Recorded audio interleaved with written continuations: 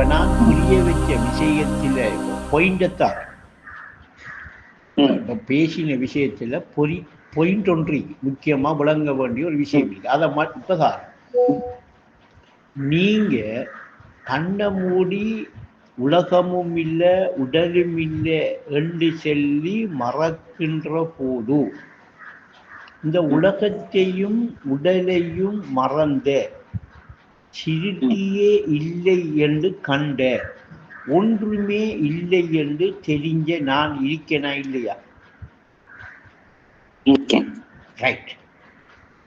அப்படி நான் இருக்கின்ற பொழுது நான் என்கிற உணர்வு நிச்சயமாக அல்லாஹ் என்று சொல்லி உங்களோட உள்ள நம்பினா பூரணமாக நம்புற நிலைக்கு வருமண்டா அது 1 மாசம் 2 மாசம் 3 மாசம் போகக்குள்ள தொடர்ந்து நீங்க தியானம் செஞ்சா கண்டிப்பா வரும், நிச்சயமா வரும்.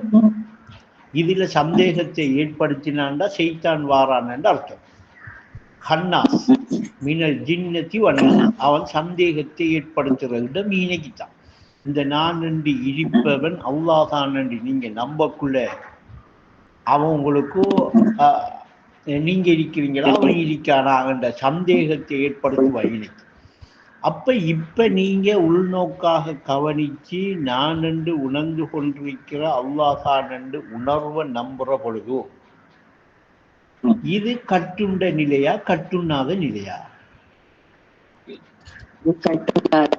ஏன்னா கட்டுண்டிருந்த உலகத்தையும் கட்டுண்டிருந்த உடலையும் நாம மறந்துட்டோமா இல்லையா? இந்த உள்நோக்காக கவனிச்சு இந்த நான் என்கிற அந்த உணர்வு அல்லாஹ் என்று நம்பக்குள்ள அந்த உணர்வு ஏகம் என்று நமக்கு விளங்க உணர புரிய தெரிய வரக்குள்ள அந்த எழுப்பப்பட்ட அறிவு அந்த வியாபக தன்மையை நமக்கு உணர்த்தி தார நேரத்தில கட்டுண்டிருந்த எல்லாமே மறந்து அந்த உணரப்பட்ட உணர்ந்து கொண்டிருக்கிற அந்த நான் ஏகம் அகது ஏக வியாபகமாக இருக்கிறேன் என்கிற அந்த தன்மையில நீங்க வாசம் செய்யக்குள்ள பிரவேசிக்கக்குள்ள விளங்குதா? ஒன்றுமே இல்லை என்கிறது உண்மையா? நீங்க இருந்துக்கிட்டு நான் என்று சொல்லி அல்லாஹ் இருந்துக்கிட்டு ஒன்றுமே இல்லை என்று இருக்குமா? நான் இருப்பேன். அப்ப என்னை தவிர ஒன்றுமே இல்லை, என்னை தவிர சிருட்டி இல்லை என்கிற கருத்து அர்த்தம் இல்லை. லாயிலாக இல்லா அன என்கிற சொல்லுக்குரிய அந்த வசனத்துக்குரிய கருத்து உங்களோட உள்ளத்தால உணரப்படும். அப்ப இப்ப லாயிலாக இல்லா அன என்னை தவிர சிருட்டி இல்லை என்கிற விஷயம் வாயால சொல்லப்படுறதா உள்ளத்தால உணரப்பட வேண்டியதா? உள்ளத்தால உணரப்பட வேண்டிய அந்த இடத்துக்கு உங்களோட உள்ளம் வந்துட்டா, உணர்ற இடத்துக்கு உங்களோட உள்ளம் சரிபட்டுட்டா, உறங்கின அறிவு தட்டி எழுப்பப்பட்டு அந்த அறிவு எந்நேரமும் விழிப்பாக என்னை தவிர ஒன்றுமே இல்லை என்று உங்களுக்கு உணர்த்துற நிலையும் உணர்ற நிலையும் இடிப்பாக நிலையாக நித்தியவனாக அமர்ற நிலையும் அந்த அறிவு. நீங்க செய்யற வேலையா இப்ப அந்த அறிவு செய்யற வேலையா? அறிவு செய்யற வேலை. அப்ப நீங்க உணர்ற வேலை மட்டும்தான் அறிவை ஒழுப்பி அதை உணர்வு என்ன அறி என்று விட்டா அறிவு என்ன செய்யும்?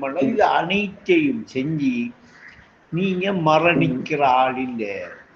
மரணம்ங்கிறது ஒரு மறதியை அல்லாமல் இல்லாம அழிஞ்சு போறல்ல, நீங்க நிலையா இருக்கிறீங்க என்ற இருப்பை காட்டி உங்களுக்கு உங்களை சிதறத்துள் முந்தகா வரைக்கும் அந்த அறிவு கூட்டிக்கிட்டு போய் இன்னும் பாருங்க மேல இருக்கிறீங்கன்னா உங்களை இருப்பை காட்டி உங்களை நிச்சயமா நிலையா இருக்கிற நிலையை உணர்த்தி இது அவ்வளவு மிகராஜ்ங்கிற இந்த மார்க்கம், இந்த தீன், இந்த இஸ்லாம்ங்கிற இந்த சாந்திய உங்களுக்கு நிச்சயமாக தரும். இதுதான் தியானம், இதுதான் திக்ர், இதுதான் நினைவுபடுத்துறதுக்காக வேண்டி நீங்க தொழ வேண்டிய தொழுகை. ஒரு மூமினுடைய தொழுகை மிஹ்ராஜ். முஸ்லிமுடைய தொழுகை இல்லை. முஸ்லிமா தொழட்டும், நாம் அதுக்குள்ள போகல. மூமின் என்ற யாரு? அல்லாஹ்வை நம்புற முறைப்படி நம்பிக்கொண்டவர், ஈமான் கொண்டவர். அல்லாஹ்வை நம்புறோம் யாரு? உள்ளத்தால அல்லாஹ்வை நம்புறோம் யாரு? நாம நம்புறோம். அதிகமான மக்கள் அல்லாஹ் ஒருத்தன் இருக்கான்னு கற்பனையில நம்பிட்டு இருக்காங்க, கற்பனையில நம்பிட்டு இருக்காங்க. இது பொய் சாட்சி, பொய் நம்பிக்கை. நாம உள்ளத்தால அல்லாஹ் இருக்கானுங்கிற அந்த நிலையை உணர்ந்து கொண்டு நம்புறோமா இல்லையா? உணர்ந்து கொண்டு உணர்வு ரீதியாக அந்த நம்புற நம்பிக்கையை தட்டி எழுப்பப்பட்ட அந்த அறிவு நமக்கு தருதா இல்லையா? இவர்தான் மூமின், இவர்தான் ஆரம்ப முஸ்லிம், இவர்தான் விசுவாசி. இந்த இடத்துக்கு வராத எல்லாரும் முஸ்லிம் தான், மூமின் கிடையாது. கலிமாவை கூறுவோர் முஸ்லிம் என்றாவார், கருத்தினை உணர்ந்தோர் மூமின் என்றாவார், நழுவாமல் காத்தோர் நலம் பெற்று வாழ்வார், ஒளி உலகோர் உறுதுணையாவார் என்று அது சொல்ற விஷயம் இதுதான்.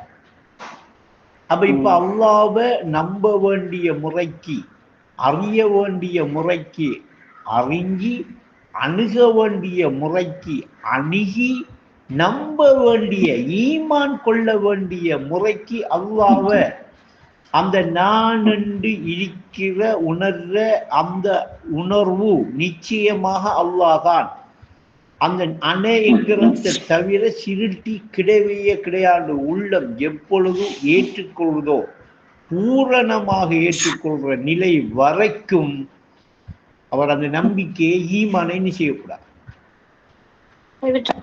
அதையும் எப்படி சொல்றார்கள் என்றால், உலகெல்லாம் எதிர்த்தாலும் உறவெல்லாம் மறுத்தாலும் உயிர்தானடா ஈமான், நம்பிக்கை உயிரானது. உயிரை கொடுக்கலாமா? ஏனென்றா அண்ணா இந்த சக்கராத்துடைய நேரத்தில் மூச்சு இழுக்கக்குள்ள எனக்கு உதவி செய்யக்கூடிய அந்த அல்லாஹ்வை, அதை உணர்ற நிலைய, அந்த அறிவை கொடுக்கலாமா? யாருக்கும் விடலாமா? உன் கெதி என்னாகும்?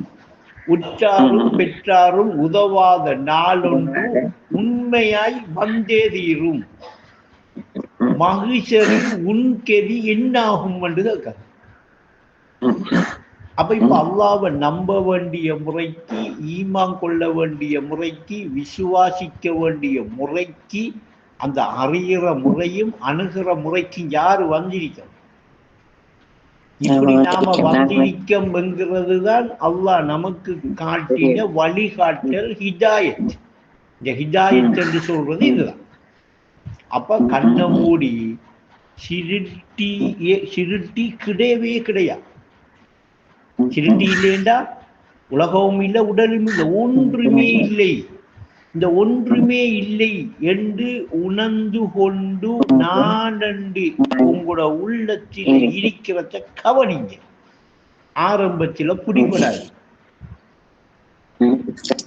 ஒரு 2 நாள் 3 நாள் ஒரு 10 நாள் ஒரு மாசம் அப்படி போக்குள்ள கொஞ்சம் அந்த உள்ளத்துல ஊண்டப்பா அந்த அறிவு என்ன செய்யும்? கொஞ்சமா உள்ளுப்பமா காட்டி தரும். ஊண்டப்பா அந்த உணர்ந்து கொண்டிருக்கிற ஒரு உணர்வு இருக்கே எங்கக்குள்ள அது ஏக வியாபகமா இருக்கின்ற அந்த உணர்வுடைய வியாபகத்தன்மையை உங்களுக்கு என்ன செய்யும்? காட்டி தரும். காட்டி தரக்குள்ள உலகத்தின ஞாபகமும் உடல்ல ஞாபகமும் இருக்கா? வருமா? இப்ப அவன் தடை செய்து நரகத்தை நிரப்புவன் என்கிற அந்த தடையை நீக்கி எறிஞ்சி தாட்டி விட்டு போட்டு நல்லடியார் அல்லாஹ் கிட்ட போற வழியை பிடிக்கலையா?